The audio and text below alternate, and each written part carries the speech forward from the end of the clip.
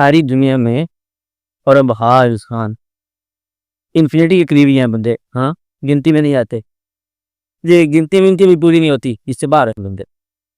یہ سارے ایک انسان سے, ایک زندگی سے جنم لیا ان سب نے.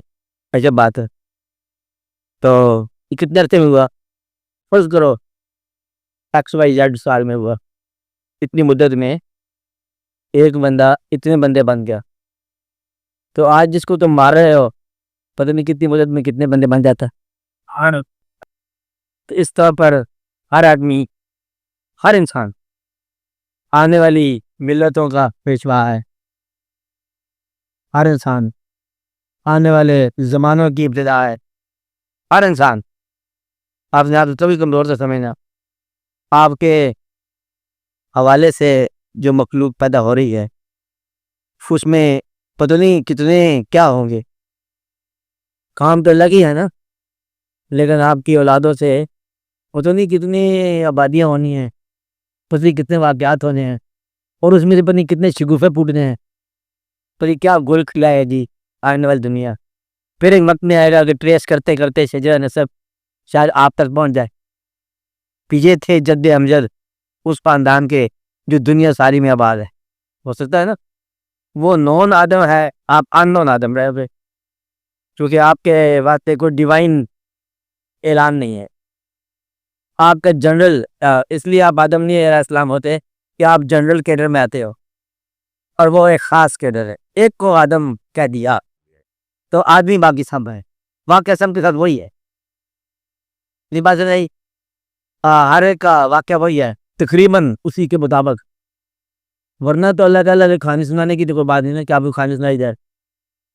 یہی آدم ہے.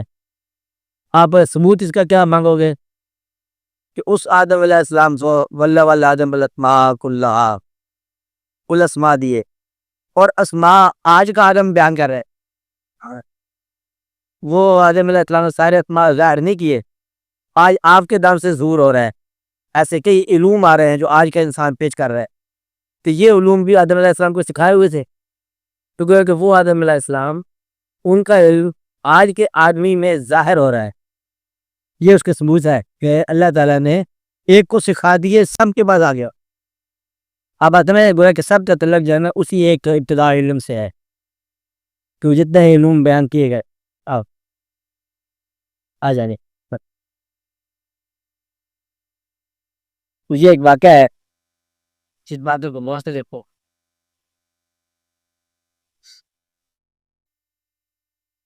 اس لیے انسان کا احترام یوں ضروری ہے کہ ایک تو یہ ہے کہ پتہ نہیں وہ کن بزرگوں کے دم سے ہے, اور پتہ نہیں کتنے بزرگ اس کے دم سے ہوں گے. اس لیے ہر آدمی کا احترام. آج آپ مثلا ہم گمراہ ہو جاتے ہیں, لوگ بھٹکے ہوئے ہوتے ہیں, پریشان, اتنا پتہ نہیں گمراہ کون ہے, وہ رابطہ تو لکھا نہیں ہوا. خیال ہے جب انسان پریشان ہو, وہ کہتا ہے شاید میں رستے سے بھٹک گیا. کوئی شعر تو سن لو بھائی دیوے, شعر آپ سنتے ہیں, آپ سمجھتے ہیں, سمجھتے شعر.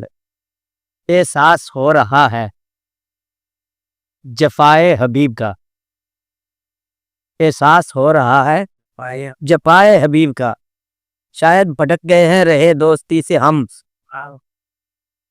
احساس ہو رہا ہے جفائے حبیب کا, شاید بھٹک گئے ہیں رہے دوستی سے ہم. ہم گمراہ ہوں تو ہم دوست پر اعتماد چھوڑ دیتے. جب کبھی اعتماد میں کمی محسوس کرو تو سمجھو کہ کوئی تم سے غلطی ہوگی. بہرحال آج کا انسان جب وہ کسی ذات پر اعتماد نہیں رکھتا, اس کو کسی فریز کا اعتماد نہیں ہوتا, تو یہ سمجھ لو کہ وہ اپنے آپ میں کہیں غلطی کر بیٹھا. اور سب سے انتہائی غلطی جو ہے نا یہ گناہ ہے. سارے گناہ نہیں, وہ گناہ جس پر وہ ذات طلب دینے والی ذات ناراض ہو جائے. ناراض ہو تو گناہ کیا ہے؟ آپ بات میں ایک نہ ایک ایسی غلطی ہوتی ہے جس پر وہ ذات ناراض ہوتا ہے. تو گویا کہ ہم گناہ کس کو کہیں گے؟ وہ چیز جو اسے ناراض کر دے. نیکی کسے کہیں گے؟ وہ چیز جو اسے خوش کر دے. اب یہ باطنگی کے داستان ہے، جہاں کی کوئی کہانی نہیں کہ یہ کرو گے تو مرادی سے فارمولہ ہے۔ میں نے پہلے بتایا فارمولے کی عبادت اور فارمولے کا تعلق، یہ جنرل کیریئر، یہ فارمولے کی عبادت ہے یہ کرتے جاؤ، یہ فارمولے کا تعلق ہے یہ کرتے جاؤ، خیرات کرتے جاؤ، رشوت لیتے جاؤ، خیرات کرتے جاؤ، خیرات سے اللہ راضی ہوگا، اسے کیا پتہ کہ رشوت کے پیسے ہیں، یہ نہیں بات۔ باہر میں مطلب یہ ہے کہ ایسا عمل جو اسے ناراض کر کے، چاہے حج کا عمل ہو، یتیم کے پیسے لے کے حج کر آیا تو گویا کہ اللہ کے دربار میں جا کے پہنچا، کیا میں آ ہی گیا ہوں، میرے کہ اتنی گستاخی کہ تو میرے حکم کو وائلیٹ کر کے پھر میرے ہی پاس آ گیا، یہ ناراضگی کا باعث ہو سکتا ہے۔ دوسرا یہ رضامندی کا باعث بھی ہو سکتا ہے کہ غلطی کی پھر تمہاری بات تو آئے، دونوں صورتیں ہیں۔ اب یہ آپ کا فیصلہ، آپ کیسے محسوس کرو گے؟ اگر آپ میں اعتماد قائم ہے تو پھر غلطی نہیں ہے، اعتماد ٹوٹ گیا تو غلطی ہوگی۔ آپ بات سمجھیں؟ سب سے برا گناہ وہ ہے جو دعا سے اعتماد اٹھا دے، ایسا گناہ جس کے بعد آپ کا دعا پر اعتماد نہ رہے، بس سمجھو کہ سب سے انتہائی گناہ ہو کہ دعا کی افادیت ختم ہوگی ذہن میں، اب دعا کو طبیعت نہیں چاہتی، یعنی کہ آمین کہتا ہوں تو گلے میں اٹک جاتی ہے، یہ ہے برا گناہ کہ جس کے بعد دعا نہیں کر سکے انسان۔ تو گناہ وہ جو دعا چھین لے، کون سا گناہ ہے؟ جو دعا چھین لے۔ اس لیے اس بات کا، چاہے وہ تکبر کی عبادت ہو یا عبادت کا تکبر ہو، اگر مغرور آدمی یا عبادت کا غرور اس میں ہو اور وہ دعا کے نبی کا ضرورت ہے، میں تو آپ سارا حق ادا کرتا رہتا ہوں جی، نماز بھی پڑھتا ہوں، آج بھی کرتا ہوں، سارا کام ہم کرتے ہیں، مطلب کوئی بادشاہ ہو اسے کہا جا بھی خیال کرو، وہ آگے سے جواب دے دے دیکھو یہ میں حج بھی کر رہا ہے، عمرہ بھی کر رہا ہے، نماز بھی پوری پڑھتا ہوں، زکوٰۃ بھی دیتا ہوں، سارے کام میں نے ٹھیک ہی ہے، اب اس میں میرا خوف کس بات کا؟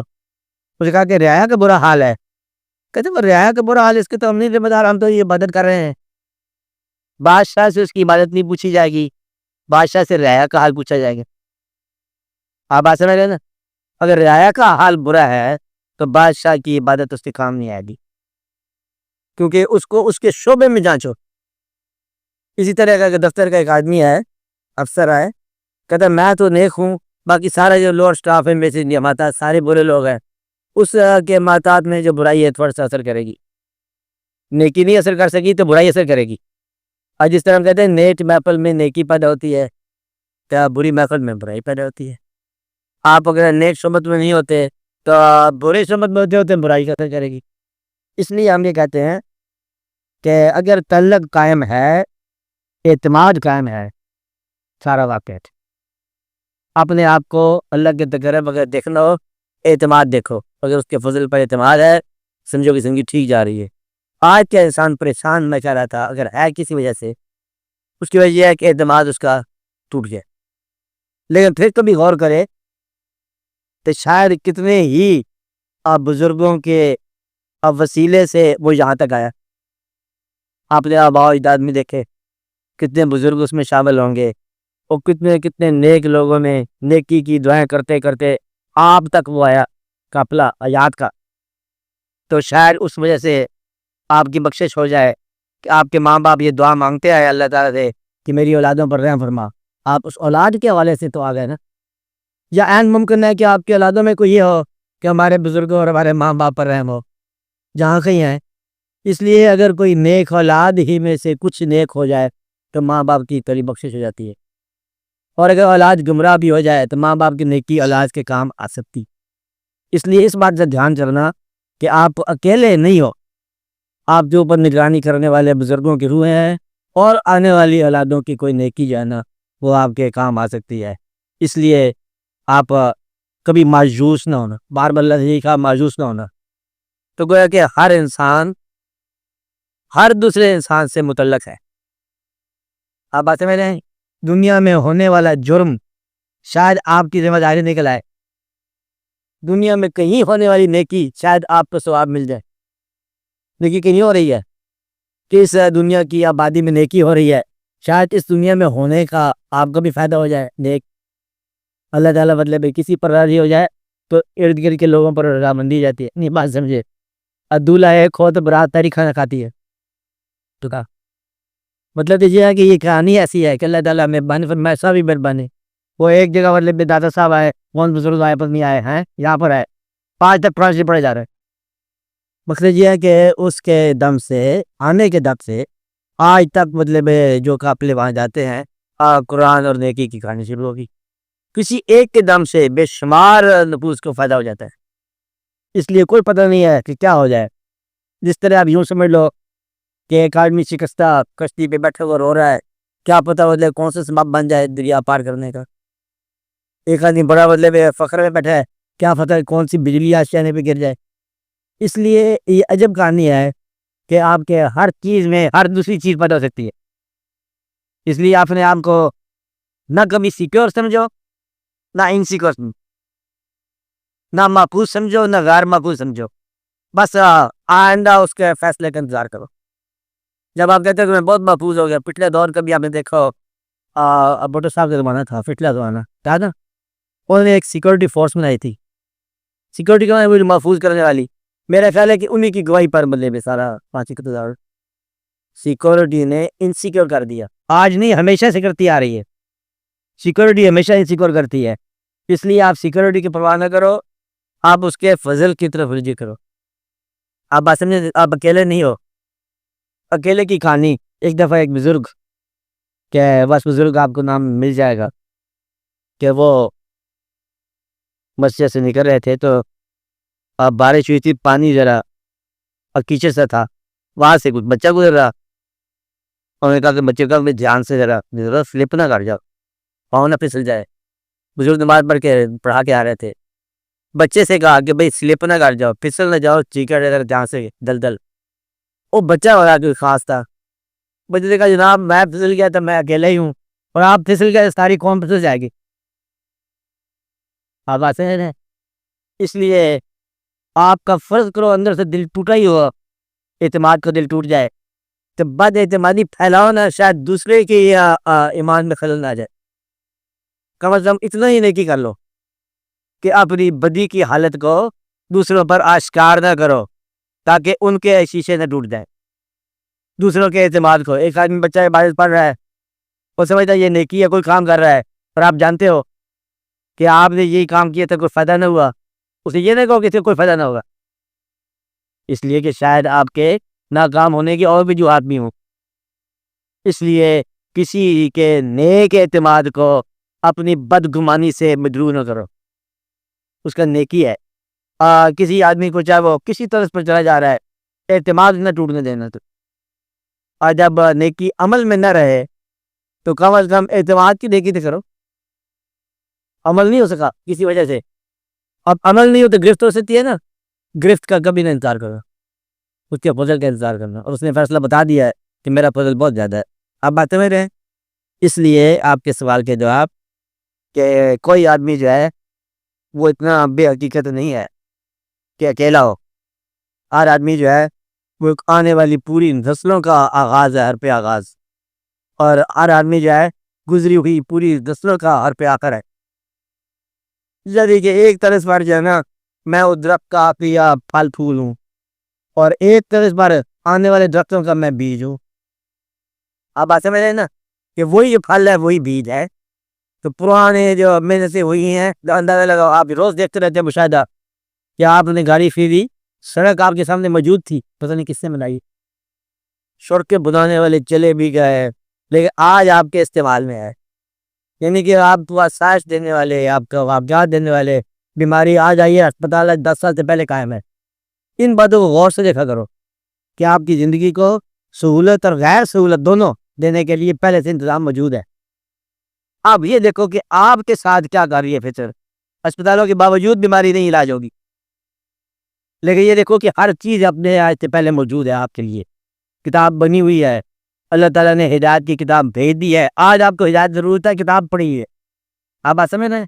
اس کا مطلب یہ ہے کہ اگر اعتماد آپ کا ذرا بھی مجروح ہو تو کم از کم انتظار ضرور کرنا, مایوس ہونے سے پہلے. اور مایوس نہ ہونا, کیونکہ جب آپ دیکھتے ہو کہ آپ راستہ نہیں ہے, وہی وقت ہوتا ہے کہ جب آپ کے لیے راستہ نکلا تھا. اللہ تعالیٰ مہربانی کرتا ہے.